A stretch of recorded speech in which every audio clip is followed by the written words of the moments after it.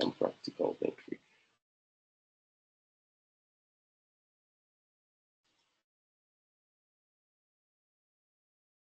All right.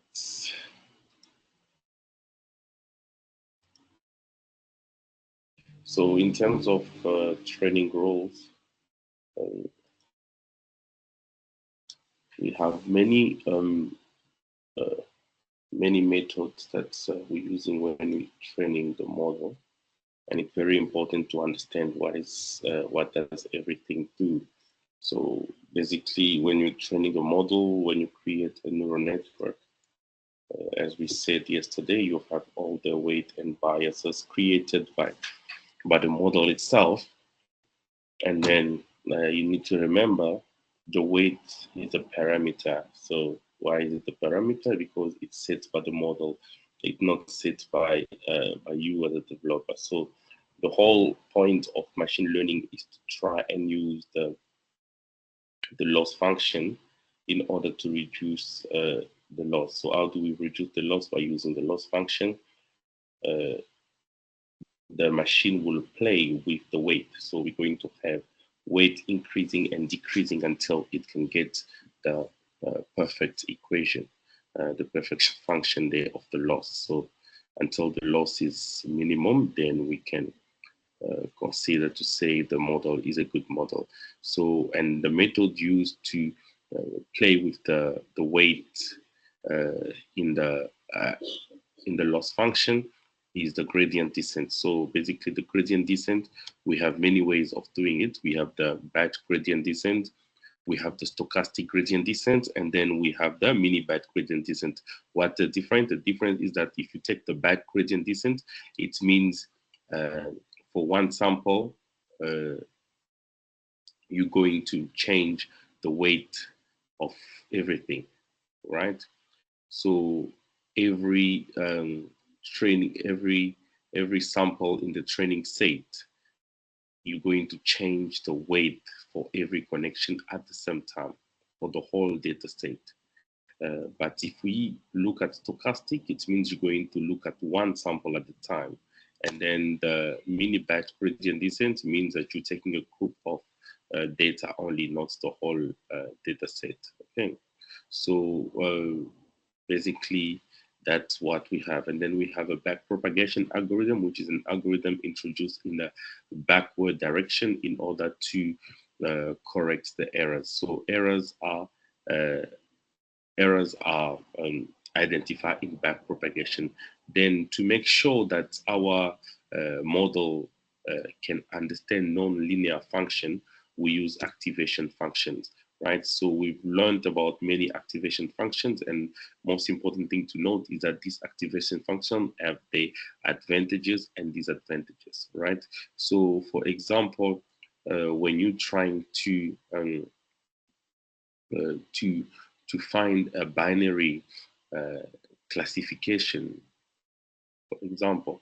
So the activation function is going to make sure that all the output are between maybe 0 and 1. So that if maybe it's above 0.5, then you can say your output is male. If it's below 0.5, the output is female in a scenario where you're trying to identify between male and female. So activation function are there to make sure that um, the output is controlled to certain values. All right. So when we have activation functions in the neural network is to try and create that. Now, many application activation functions, but most of them as a gradient vanish problem. What does it mean? It means that the more layers you have, the more your model is losing accuracy, and the gradient is vanishing because you keep on trying to do the same process as the neural network goes deeper. So the best function to use when you in between layers, which works well, is a ReLU, the rectifier linear unit, because it does not have a gradient, a vanishing gradient. And then when you, depending on the type of problem that you have, so if you have a multi-class classification problem, you can use the softmax function as the last activation function before the output. Okay, after the activation function, we have the normalizers that will help us avoid a problem of overfitting. So normalizers, it means we can add a penalty, a parameter penalty. That means that we can control where the weight can go and say the weight cannot be bigger than a certain value or less than a certain value. So when we look at that now, those are parameters penalties we can introduce. So we introduce the L1 norm or the L2 norm. Another option as well to avoid overfitting is to add more data. If you have a lack of data of a certain category, for example, the other method is the early stopping. That means that you are stopping the training at a certain level, because you realize that after that level, after training maybe 500 times, the model was performing well, the error was minimal. But as soon as you start training 501, 502, the more you start training, then you start increasing the error again. So when you look at that, that means that it's more important to just stop at 500. So that is called an early stopping in the training, right? And then we have a dropout. Dropout means we look at the whole neural network. We can drop out a certain part of the neural network, certain nodes and layers. We can just leave them aside as we are training. Okay, so those are the normalizers. And then we have optimizers to make sure that all our algorithms are working well, to make sure that the gradient descent is working well. We are accelerating all the algorithm convergence, and to avoid that we jump to local extreme values. For example, you are dealing with certain values, maybe it was using a value below 1, and then for some sample, it goes and use a value of 100 for the weight. So to make sure we have all those parameters controlled, we use optimizers. So the common optimizers, we have GD optimizer, momentum optimizer, other grade, and all those, and all the other operator optimizers. Okay. And then we have the type of neural network. Type of neural network, we have the CNN, which is specialized for image recognition, image classification. So whenever we're dealing with images, we're looking at the CNN, and we understand that the CNN has its own structure. So the CNN need to have a convolutional layer. It needs to have a pooling layer, and it needs to have a fully connected layer. So these are the three types of layers that the CNN will have. And obviously, we're also going to have activation functions. Okay, so this is an example of a picture. So each pixel of this picture represents a node in the input layer, as we spoke about it yesterday. Okay, so this is how the convolutional layer will work with a convolutional kernel. So basically, take the whole image with each activation in every pixel of the image, and then it's going to adapt kind of a filter, and then the filter is going to give us create a convolutional um, images, and yeah, and so on. Okay, so and then we need to make sure. Then the next neural network is the RNN, recurrent neural network. So this neural network is used whenever you're dealing with data that require a certain memory of what happened before. So every time we have sequential data, we use the RNN, recurrent neural network. So it's going to be used in scenarios such as videos consisting of images, frames, audio consisting of clips, sentences consisting of words. So that is very important, because if I just want to use the word book, if I say I'm booking for a flight, and if I say I'm going to buy a book, the word book has two different meanings, but you can only understand the meaning if you look at the rest of the sentence. So if you look at what I said previously, then you will know the meaning of the word book. So that's exactly what the RNN does. So it needs to look in the past, what are the data provided before it understands current data. So that is a recurrent neural network. Okay. And then we have, because the recurrent neural network may get to a point where because of time, it end up forgetting certain information. Then we create an architecture called LSTM, um, long short term memory, LSTM. Okay, so long short term memory is a structure that we create in order for the network to remember what has previously happened. Okay.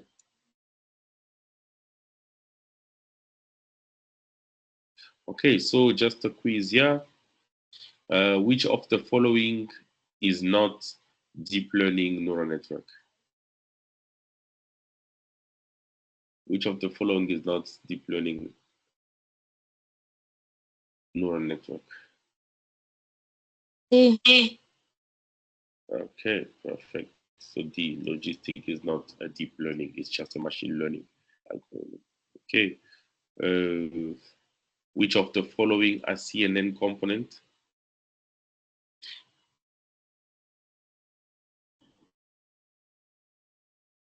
A and B. Sorry? A and B, sir.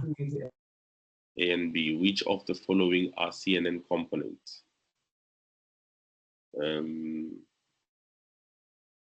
Anybody else? All of them. All of them. Perfect. We have activation function, we have a convolutional kernel, we have a pooling layer, and then we have a fully connected layer. So all of them. Okay. So compared with RNN, CNN is more suitable for image recognition. True or false?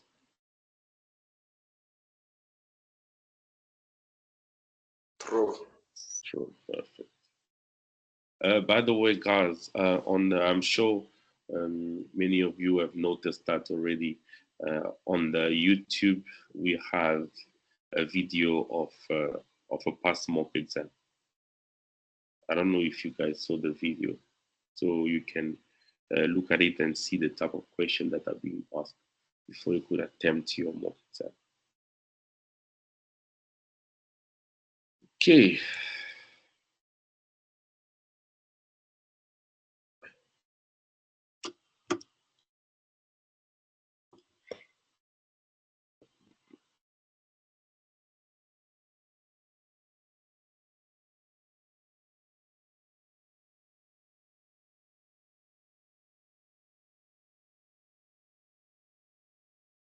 Okay, so after machine learning, we looked at different AI development framework. So instead of you having to code all the networks from scratch, you can use different frameworks that are going to help you jump some steps. So you don't have to write every single code in order for you to build a model. You can just use these frameworks and build your model. So these frameworks are specialized for models.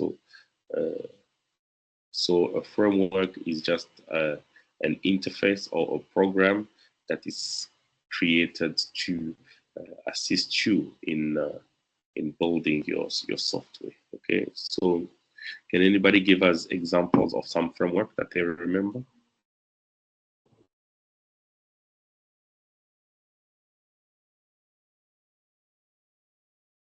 Minespo. Minespo, yeah, perfect. Anything else? Anybody else? Anybody else? PyTorch.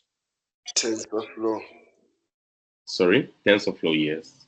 TensorFlow. Anything else?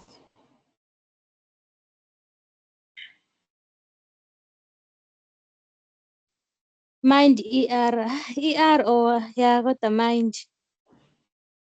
No, mine IR is part of Minespo.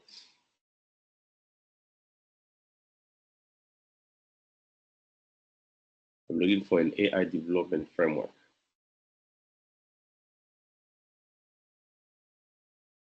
PyTorch. Yes, PyTorch. Okay, so we have TensorFlow. We have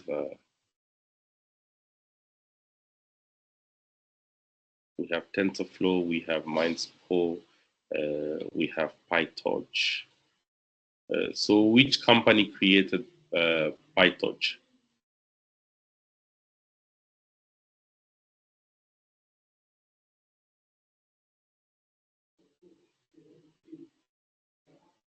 Which company created PyTorch? Who created PyTorch? Okay. So TensorFlow was created by Google. It's an open source Google framework. And then you have MindSpo, which is by Huawei. And I think Paddle is by Baidu. And what about PyTorch? Facebook. Yes, PyTorch was created by Facebook. Okay. All right. So we have a few. We've compared TensorFlow to different versions. So we have TensorFlow 1, TensorFlow 2. That's what the most important thing to note in this chapter is the difference between TensorFlow 1 and TensorFlow 2. So, and then we have MindSpo. So MindSpo is just a framework for building model, which was developed by Huawei. And then we've learned that MindSpo is an all scenario AI framework. What does it mean? It means that when we're training or we're using the model, we can exchange data between devices and cloud and edges. So we can connect all these platforms. So through MindSpo. Okay, so MindSpo as an architecture where we have different part of MindSpo that are doing different things. For example, if you are asked if you want to deploy your application on a phone, what component of MindSpo is going to be used for deployment on a device? So you know it's MindSpo Lite. If you want to deploy it on the cloud, you will use MindSpo Serving. All right, so these are a few things that you need to know about this. Okay, so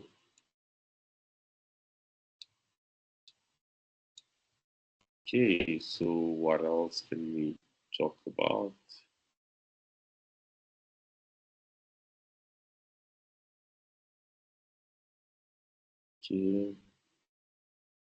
Okay, so you can also go through different part of MindSpo. What does Mind IR represent? What does Mind Light represent? So all these models, right? So another feature of MindSpo is the heterogeneous parallel training, which means that there's a way you can train at the same time. You choose which part of the activities or the operation in your training, which part will use an Ascent server, for example, and which part will use the CPU. So you can basically allocate the memory, and at the same time, you're training a model with two different computing power at the same time. Okay. So different part of MindSpo will have its own. Okay, so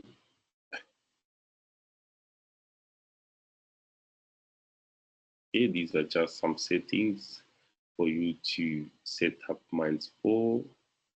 You can try it on your computer and yeah. Okay, so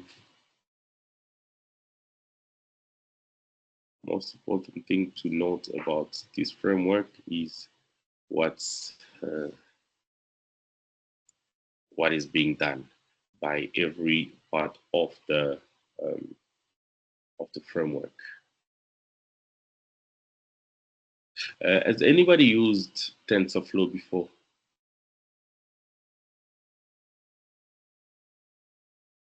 Is there anybody who have used TensorFlow before?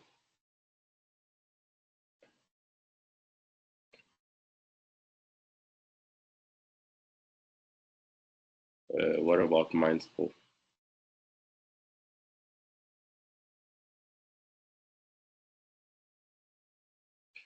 Anybody use any framework for building models?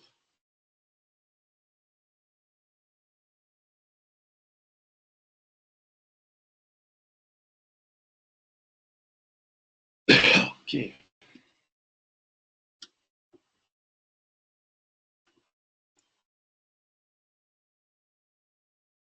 So next week we're going to focus more on the practical, and then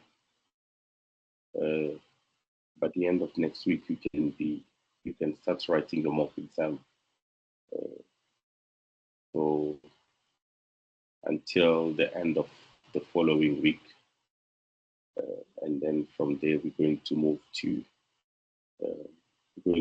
cloud computing as we are applying for the vouchers for the exam for AI. So you can start preparing already. We've done a recap. We've gone through the material as well. Okay, so any question regarding exams or anything else? Have official dates been released yet, sir? Not yet. The date will be communicated with you as soon as we're done with the mock exam. But you just have to know that Mock exam. so the mock exam 2 weeks from now. So it means that you can start preparing already because as we finish next week, you guys can write the mock exam until the following week.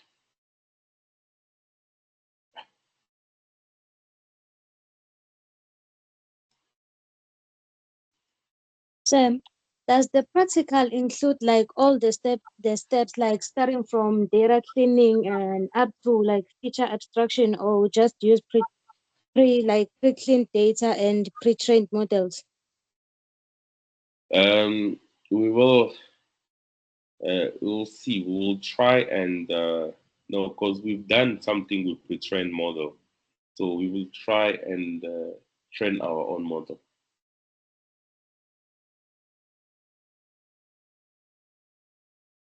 Because we've done an example with a pre-trained model,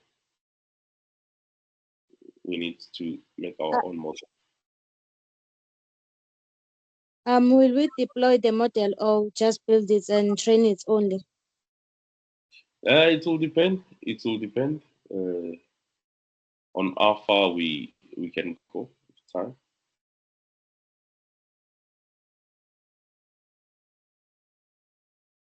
Yeah.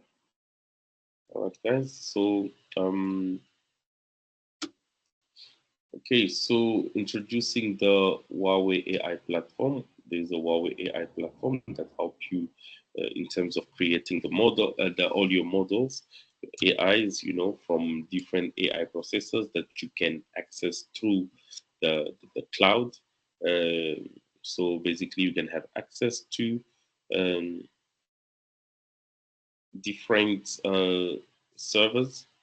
You have edge computing, you have edge, you have end devices. So you're creating an app on your phone, but you know that you can't do all processes on the phone.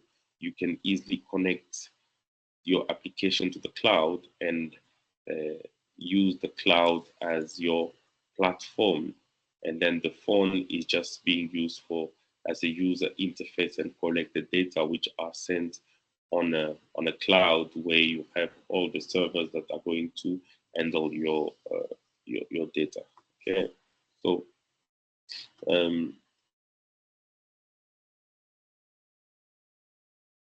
so we have all these different type of servers. You need to understand as well difference between CPU and GPU. We understand we spoke about GPU and saying GPU is more working with graphical interfaces. So everything that has to do with graphics, metrics calculations, which are really found in machine learning when data are being trained, you have a lot of metrics calculations. So for that, we will need a strong GPU. Okay, so because CPU cannot handle that type of operation easily. That's why we need a proper GPU. Okay, so you need to understand that you have many types of processors. It will depend on what they do. You have the CPU, you have your GPU, you have your NPU, NPU which you can find in cell phones, which is a neural processing unit. So it's basically specialized in neural network operations. So it helps with devices doing all these operations. Okay. The AI, these AI processors have a certain architecture, the way they are built, and they are built under the Da Vinci architecture. But we need to understand that this processor consists of a CPU. We have an AI core. We have an SoC, okay, which is system on chip. And then we have a DVPP, digital vision processing. So this is the architecture of Ascent AI processors. So these AI processors have this architecture, and for example, the AI core will play the role of being the brain of the processor itself. So each part of this architecture will deal with certain type of task. Okay, so it's used a Da Vinci architecture. So we will understand that we're going to have a compute unit, a storage unit, and a control unit. And all these units have different purpose. So the compute unit, which has a cube unit, vector unit, and scalar unit. And these units are activated based on what operation is being done. So for example, if we're doing matrix calculation, it's the cube unit that is going to be used. Okay.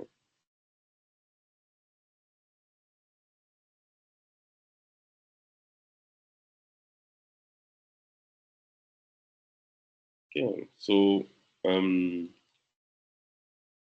we have many softwares that are that can be used on this platform. Okay, in terms of the servers, uh, these chips, this card will depend on what you're trying to do, right? Well, when you look in our computers, we have all these cards. For example, you look at your RAM in the computer, it's just a card. It can be a very small card there, but it has different capacities, right? So these cards have uh, different purpose, right? So it depends on the scenario that you're working on. So you have, for example, the Atlas 300V Pro video card, which is used when you're dealing with videos. Okay, so it helps you to analyze like HD videos, and so it's more used in like to create smart cities, smart transportation, smart finance, smart campus. So if you want to create something, a model or something that will be working with a lot of videos, for maybe a security or something like that, you need to realize that you need to be aware that in terms of computing power, you're gonna need an Atlas 300V Pro video. So we have another one which is the 300L Pro inference, so which also work in inference in a different scenario, right? So that is very important to understand that And if you're dealing with videos, you will need the 300V Pro video. If you're dealing with speech analysis, you will need the 300L Pro inference. See, so this card will depend on the type of scenario that you have. Okay, and then we have the 300L dual inference. So basically, if you, instead of buying two of these, one for speech analysis, OCR scenario, and the video card, you can just get the dual inference card. So this one will perform tasks for both. So you have speech analysis and video analysis in one card. Okay, so those are okay. So and then you have the 300T Pro training card, um, which also has its own scenarios where it's more powerful. You have the 500 AI Age station. You have the 500 Pro AI Age server. You have the Atlas 800 inference server, which is used by many big companies in terms of inference when we dealing with videos analysis, dealing with a lot of images. So this processor will help you that scenario is going to be faster, and all operation, all activation, all activities within your software are going to be faster because you are using this card. Okay, and then we have the 800 training server, which is mostly created for training, not for inference. So it has been created for training your model. And then you have the 900. Okay, so in different industries, these these servers are going to be very important. These processors are going to be very important. Okay, so it will depend on which industry you are involving to see which one works for what scenario. Okay, so yeah, I think that's it for today, guys. Um, is there any question? Any question, guys?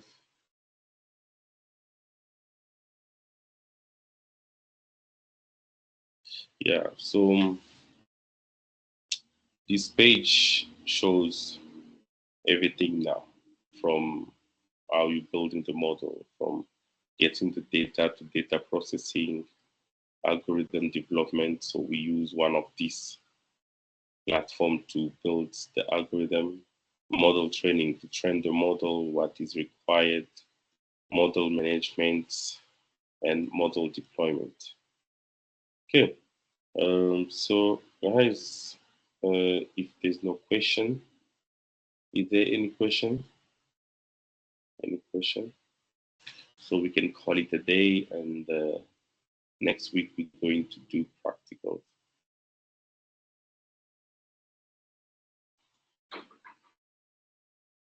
Guys, just make sure you start